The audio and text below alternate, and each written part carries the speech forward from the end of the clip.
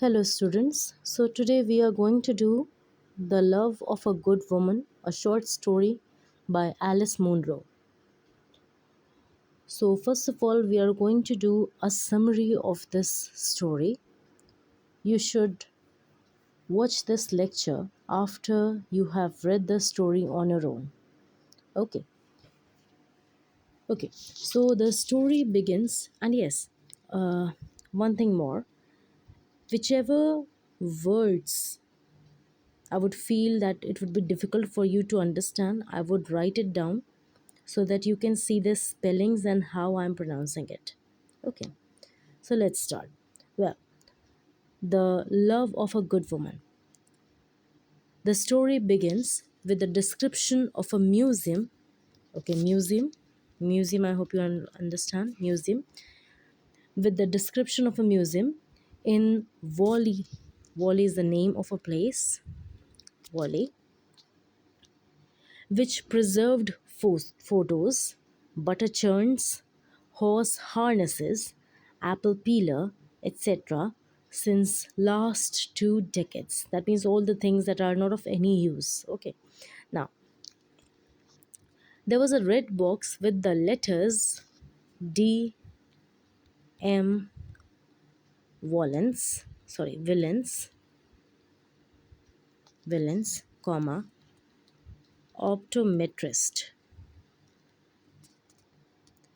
Okay, so the red box has got there is a letter engravement on this red box, DM villains, comma, optometrist, and it is in this capital letters only.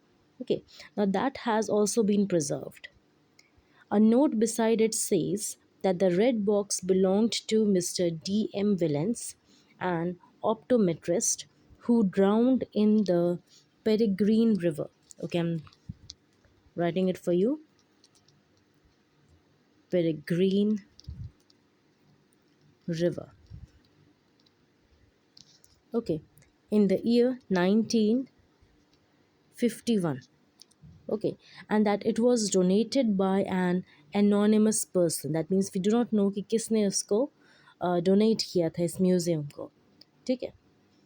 Now the instruments of the red box have been described in a very detailed manner, which leads to the perception that in the progress of the story, this red box has a vital role to play. So, with this, the story starts. Now, there are some sections in this story. So, first one is section 1, Jutland. Okay, now we are going to deal with this section. So, for a while, just forget whatever story I have told you so far. But yes, you should keep it at the back of your mind and try to understand section 1 for a while. Okay. Now, after describing the instruments, so I'm telling you about section 1. Okay. After describing the instruments in the red box in the prologue, the story shifts completely and starts describing a place called Jutland. So, whatever we have discussed so far, the museum in Wale, that was given in the prologue section. Prologue, you understand? You must have read Prologue to Canterbury Tales.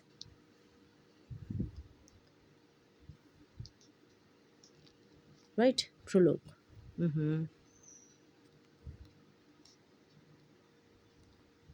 Yes, that was told in Prologue. Okay, now we are moving to section first, Jutland, where we are told that the story is shifting completely and it starts to describe a place called Jutland. Okay, time has also changed, the early spring of 1951. Okay, so now we can say that we are maybe we are going back because now it is in prologue section that we are keeping these things in the museum. That means that particular thing must have happened in the past. Okay, so section 1 Jutland deals with the past event. Okay, now in this story, the section Jutland, there are three boys who plan to swim in the Peregrine River, and it is then they find a little pale blue English car. the Austin. The name of the car is Austin. Okay, Austin, which is sunk in the river. They knew that the car belonged to Mr. Villains. Mr. Villains. Okay, Mr. Villains. His body is also in the car. The boys returned to their home after agreeing to meet and visit the police station after the lunch. Now, none of them informed their parents about what they saw in the river. The writer introduces the families of each of the boys. The name of these boys were, sorry, boys were Seas Ferns or Sisypherns, Ferns, then Bud Salter and Jimmy, Jimmy Box. Okay, so these are the names of the boys.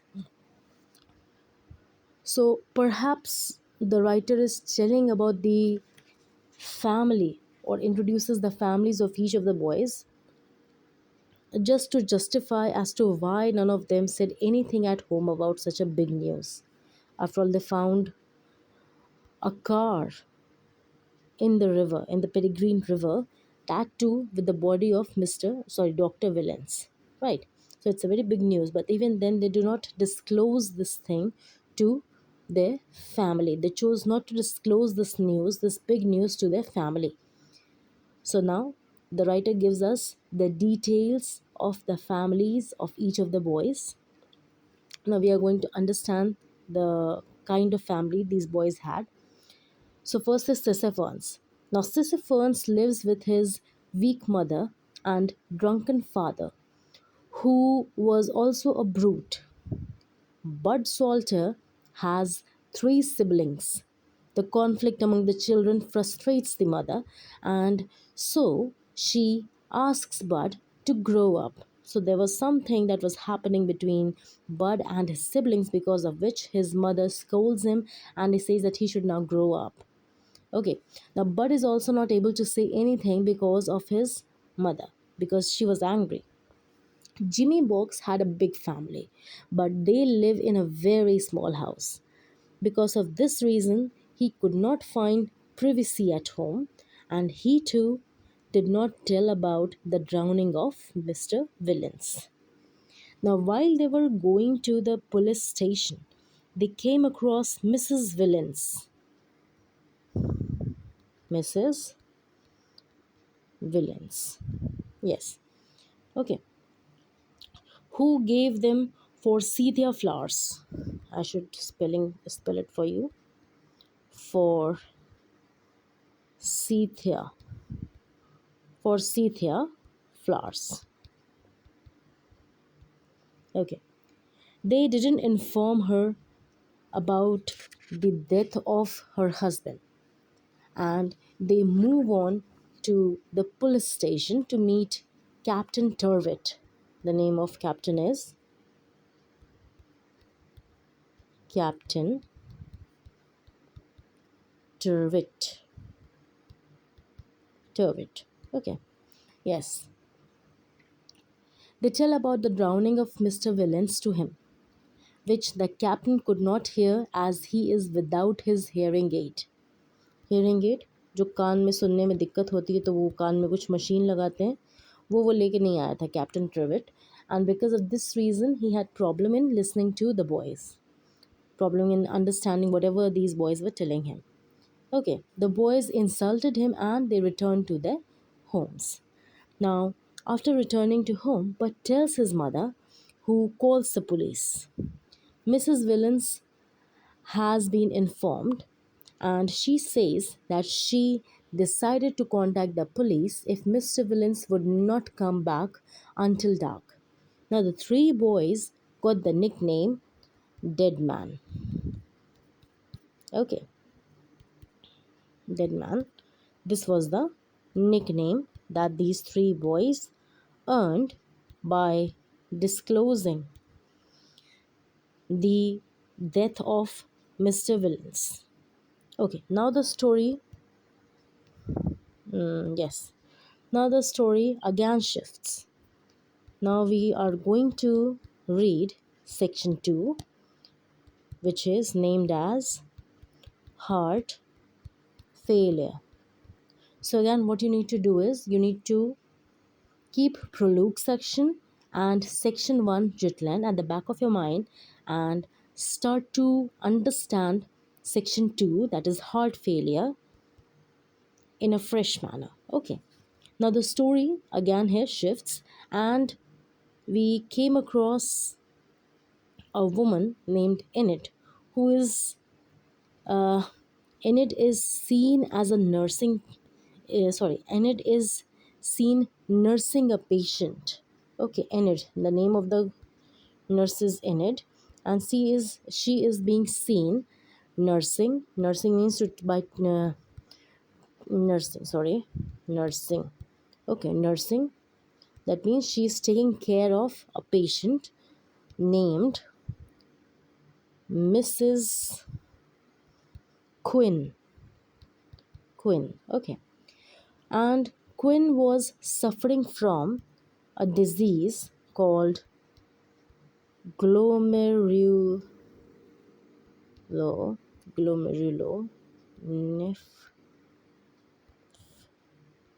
nephritis. Yes, this was the name of the disease from which Mrs. Quinn is suffering. The name of the disease is glomerulonephritis. Sorry, glomerulon. My goodness, this name, glomerulonephritis, whatever it is. Okay, well, this is the name of the disease which Mrs. Quinn is suffering from. It is a disease related to kidneys. Okay, now Mrs. Quinn is the wife of Mr. Rupert Quinn. Rupert Quinn. Okay, the name of the husband is Mr. Rupert Quinn. Okay, who is a former classmate of Enid. That means they must have been to college together. Mr. Rupert Quinn and Enid. Okay, they had been classmates at one point of time. Now, Enid feels ashamed of the way she, along with her friends, teased him in school days. चिढ़ाया करते थे लोग Rupert को. And Rupert has two daughters named Louis, and Sylvia. Okay, who lives in the care of Enid. Rupert stays with his sister, Mrs. Olive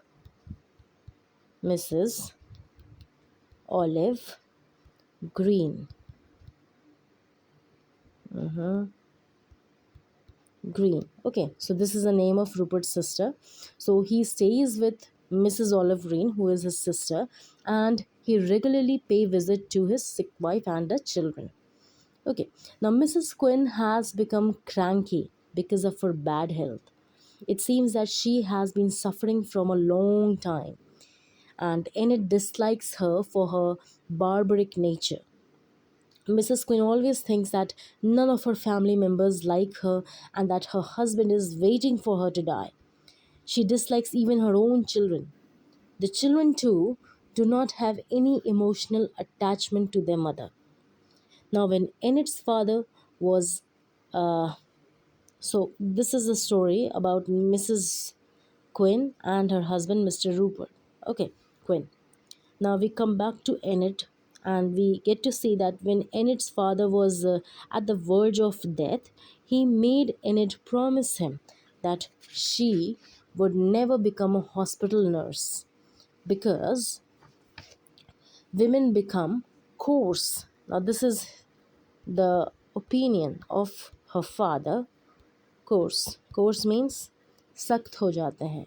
They now do not have any feelings for anyone, and that is the reason why Enid's father did not want to want Enid to become a hospital nurse. Okay, now she could not understand at that time and made the promise to her father, but she was very much into becoming a nurse, and so she chose to nurse the women and children who could not afford a hospital nurse. Okay, so she did not went on to become a hospital nurse, but then the nature of her job is actually the same. But instead of getting employment in a hospital, she chose to nurse women and children who are unable to afford a hospital nurse. Now, in this way, she pursued the work that she loved without breaking her promise. Okay, well, coming back to the story. So, one day, while she was sleeping in Mrs. Quinn's room, she began to have ugly dreams, which left her feeling humiliated. She used to play with the children and cared for them like a mother. Okay, but it is on that day that she started to have uh, a feeling that something is not wrong or something is wrong. Okay, now Rupert has to go somewhere for 2 days. Now, before going, he paid a visit to his wife and his children, and Enid could hear Mrs. Quinn's weak laughter, which was deliberately vile. Vile, you understand? थोड़ा negative connotations लिए होता है ये. Now the next day, Mrs. Quinn was full of strength in an unnatural manner, and she tells Enid that she wants to tell her something which she would not believe. She began to tell her a story related to Mr. Villains. And now, with this, section 2 ends. Now, we move on to section 3.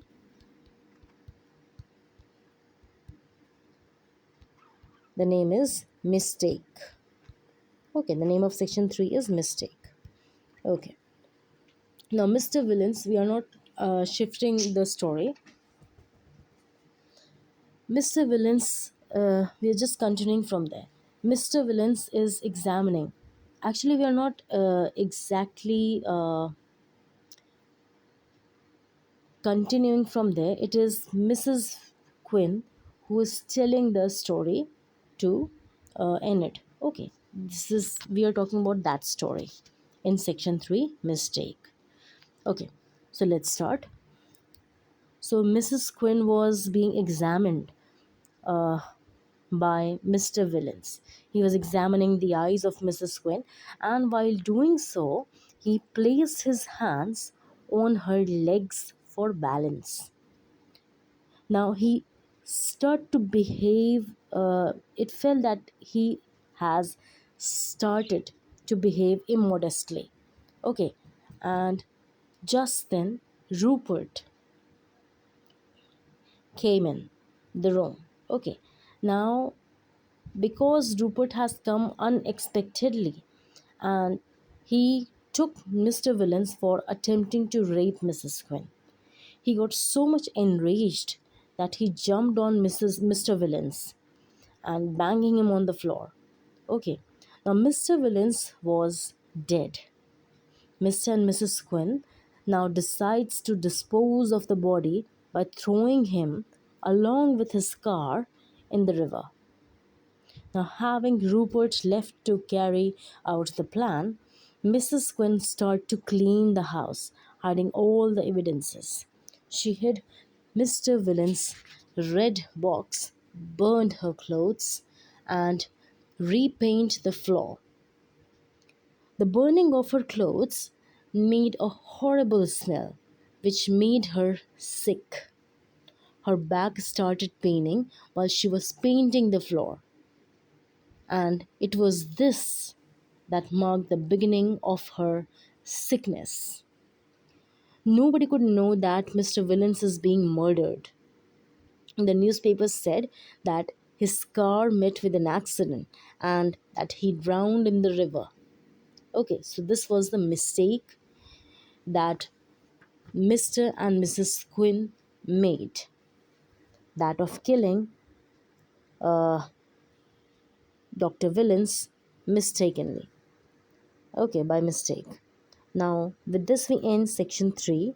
Now, we start section 4, name is lies. Lies. Okay. Yes. So now Enid could not sleep that night. After listening to this tale of Mrs. Quinn, she couldn't sleep that night. And she is certain that Mrs. Quinn is going to die today. And so decided to give the children a special day. As this was, or you can say, this is the last day of her staying at Quinn's. Now, Mrs. Quinn died at 5 p.m. approximately, and the reason of her death is heart failure due to uremia. Now, uremia is another word for the disease glomerulonephritis, whatever it is. Okay, the name I've shared it over here.